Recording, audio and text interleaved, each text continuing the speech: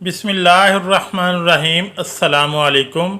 सबसे ख़तरनाक बदनज़र किसकी लगती है? मोहतरम नाज़रीन, एक हदीस है जिसका मफ़हूम कुछ इस तरह है कि रसूलुल्लाह सल्लल्लाहु अलैहि वसल्लम ने फरमाया, जब तुम में से कोई अपने भाई की किसी चीज़ को देखे और वो इसे पसंद आ जाए तो चाहिए कि इसके लिए बरकत की दुआ करे।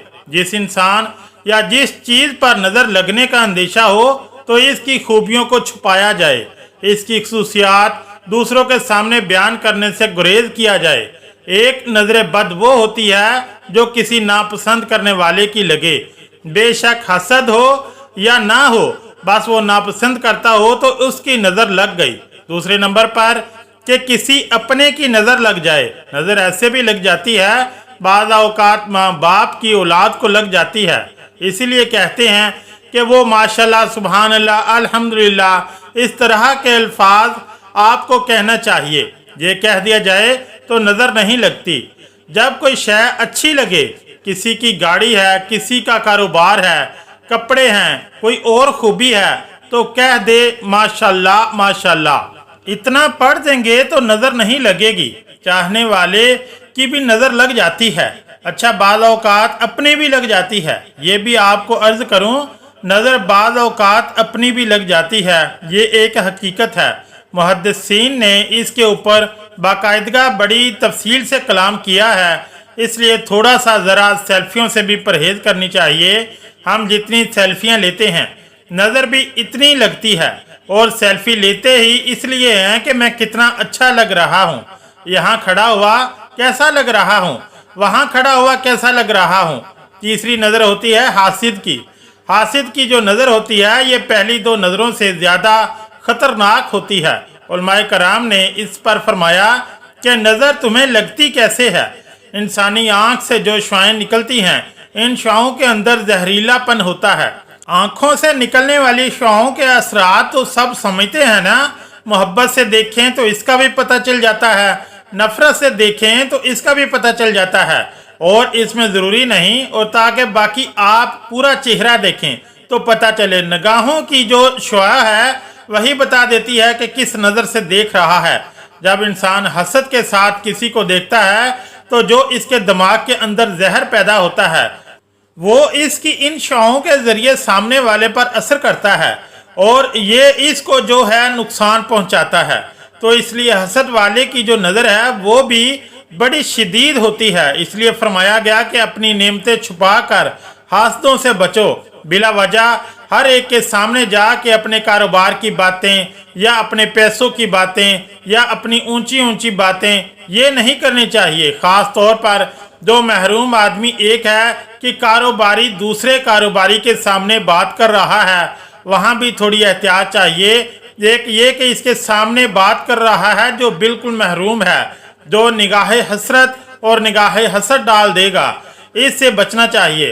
पिछले ज़माने में उलमा क्या फरमाया करते थे कि बाज़ार से खाना खरीद के ना खाओ, खाना घर का होना चाहिए।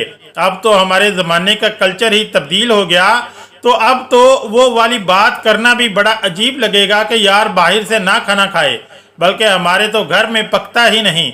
हम तो 3 टाइम का बाहर से खाते हैं। सुबह का नाश्ता हलवा पूरी बाहर से, रात के बर्गर पिज़्ज़ा बाहर से। लेकिन उलमा पहले क्या फरमाते थे कि बाहर से ना खाओ।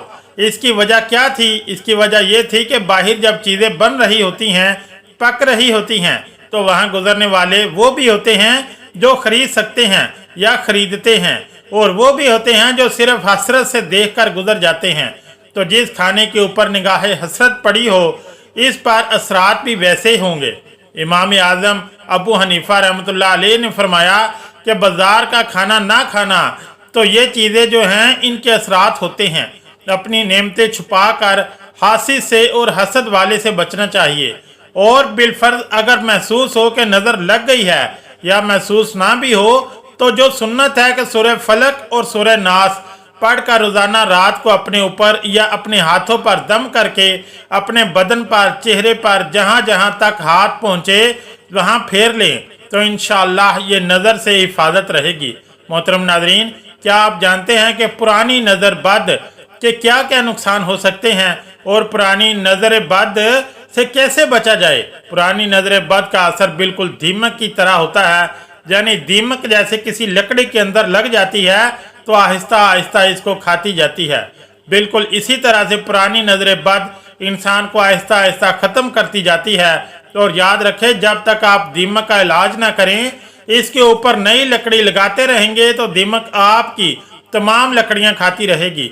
यही वजह है कि इंसान अचानक से अपने कारोबार में, अपनी सेहत में नुकसान पाना शुरू करता है। और जितनी मर्जी कोशिश कर ले, जितने नए कारोबार बिजनेस शुरू कर लें, जितनी मर्जी नई मेडिसिन, नए डॉक्टर्स को चेक करवा लें, इसके बावजूद भी इसकी हालत ख़राब से ख़राब तर होती जाती है। नबी करीम सल्लल्लाहु अलैहि वसल्लम का इसलिए फरमान है, अपने कामों को इनके अंजाम में पहुंचने तक राज में रखो, क्योंकि जिस शख्स के पास वो नेमत है, वो चीज़ नहीं है, वो तुमसे हसद कर सकता है। और हसद पहले सीढ़ी है नजर बद की। तो आज भी अगर आप अरब मालिक में चले जाएं तो वहाँ के लोग जो अब भी जादू जन्नात से नहीं डरते, लेकिन अगर आप इनको नजर बद के बारे में बताएंगे तो वो लोग बहुत ज़्यादा डर जाएंगे, क्योंकि वो लोग ये जानते हैं कि नजर बद पल भर के अंदर अंदर आपको ऊंचाई से नीचे तक पहुंचा सकती है।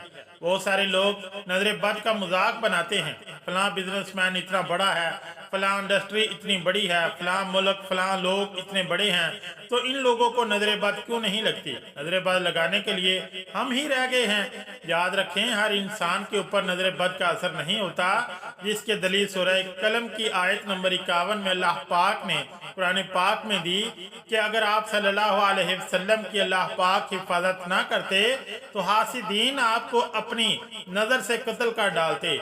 और वो लोग हज़रत अबू बकर, हज़रत उमर, हज़रत अली, हज़रत उस्मान गनी रज़ी अल्लाह ताला अन्हु अजमईन पर नजर बद या हसद नहीं करते थे, बिल्कुल करते थे, लेकिन अल्लाह पाक ने इनको अपनी हिफाजत में रखा, जिनकी वजह से वो नजर बद से महफूज रहे।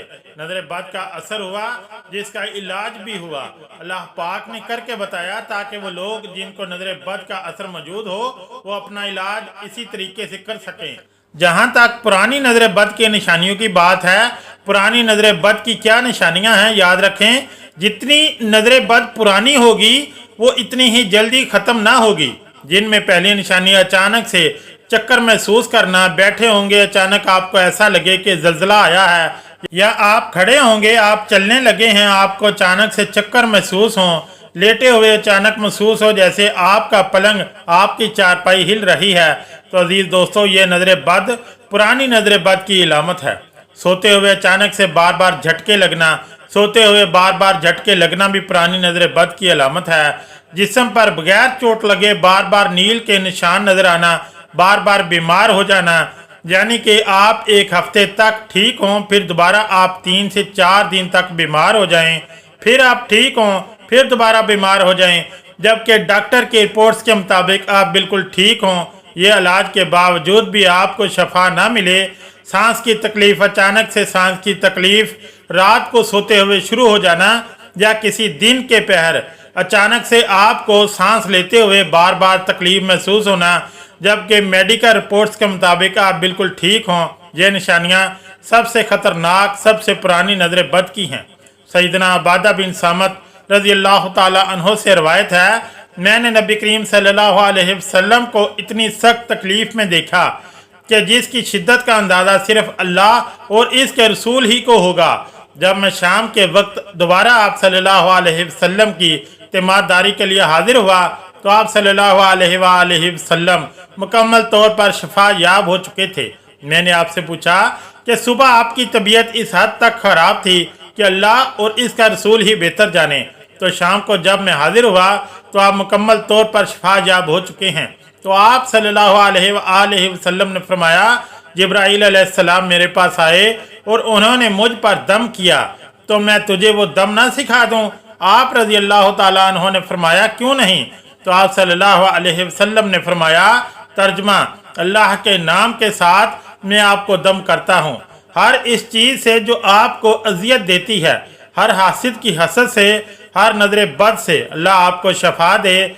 और ये इब्ने माजा की 3527 नंबर हदीस है।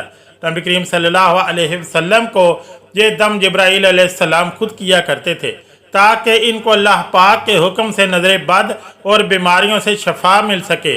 आमीन या रब्बुल आलमीन। अगर वीडियो अच्छी लगी तो चैनल को लाइक और सब्सक्राइब ज़रूर करें। शुक्रिया। अल्लाह हाफ़िज़।